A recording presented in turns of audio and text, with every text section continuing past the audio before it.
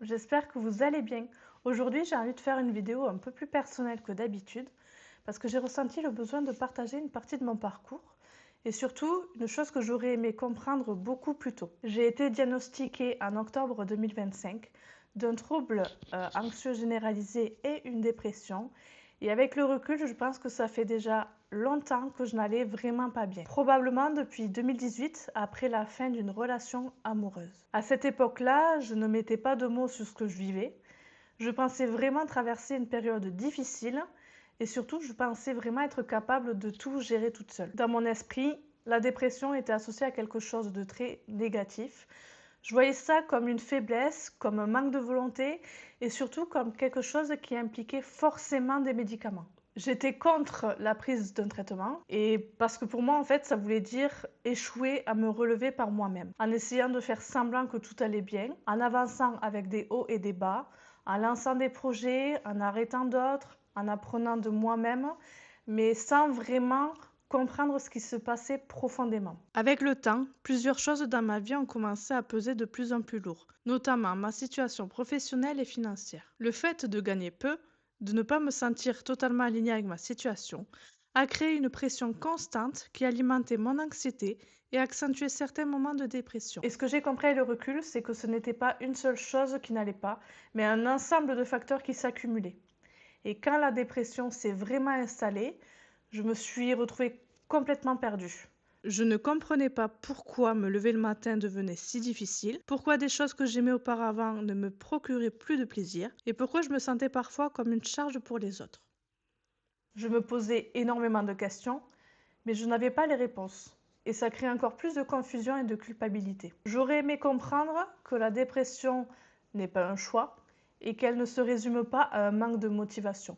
C'est un épuisement profond, mental et émotionnel qui change la façon dont on ressent le monde et dont on se perçoit soi-même. J'ai aussi dû apprendre à ralentir. Pendant longtemps, j'essayais de continuer au même rythme, comme si rien n'avait changé. Mais j'ai fini par comprendre que ralentir n'était pas abandonner et que prendre le temps de se reconstruire est parfois nécessaire pour avancer différemment. Et concernant les traitements, ça a été un vrai changement de perspective pour moi.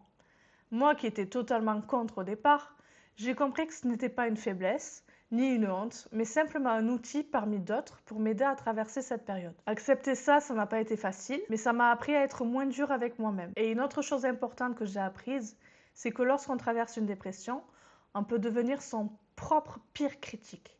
On se juge constamment, on se compare, on se reproche de ne pas être comme avant et on finit par s'enfermer encore plus dans la souffrance. J'ai dû apprendre à changer mon regard sur moi-même, à développer plus de bienveillance et à accepter que la guérison n'est pas du tout linéaire. Malgré les difficultés, ces années m'ont aussi appris énormément.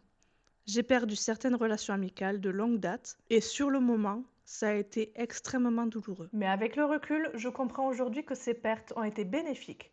Elles m'ont permis de créer de l'espace dans ma vie pour de nouvelles connexions et de nouvelles rencontres. Certaines relations appartiennent à une ancienne version de moi.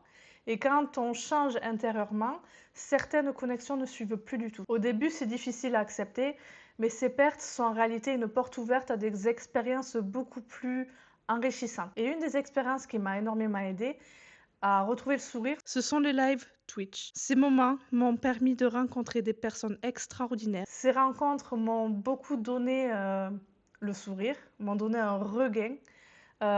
C'était vraiment authentique et m'ont permis de retrouver un peu de légèreté que je n'avais pas ressenti depuis longtemps. Et aujourd'hui, grâce à elle, j'ai pu aussi avoir le courage et la force de pouvoir créer cette chaîne YouTube, par exemple.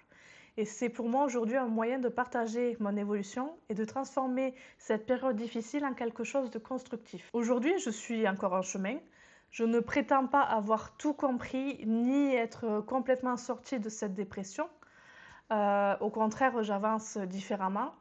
Mais je mets en place des habitudes simples pour apprendre à me connaître. Et surtout, j'essaie de reprendre doucement goût à la vie. Et si je devais résumer ce que j'aurais aimé savoir, ce serait simplement ceci.